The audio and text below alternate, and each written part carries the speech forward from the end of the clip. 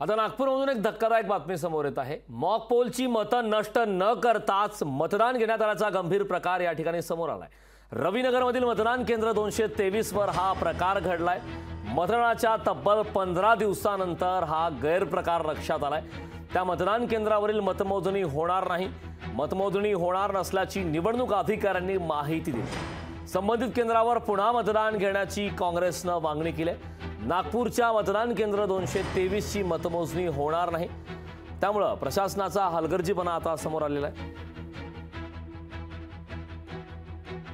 रविनगरच्या एका बूथवर जे mock polling होते आणि ते डिलीट न करताच मतदान झालं असं निदर्शनास आलं आणि त्याची तक्रार आम्ही निवडणूक आयोगाकडे टाकून ठेवली आहे आणि आमची मागणी आहे की इथे मतदान पुन्हा घ्यावं, परंतु नियमाप्रमाणे जर तेवढ्या मताच्या फरकाने उमेदवार पडत असेल तर ती गरज भासणार आहे आणि मला वाटते की तेवढ्या मतापेक्षा जास्ती मताधिक्याने उमेदवार विजयी होणार आहे।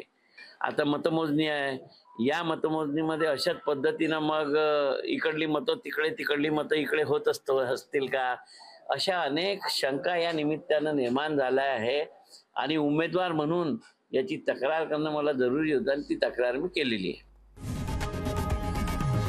लोकशाही मराठी ऐका, पहा, जागरूक रहा।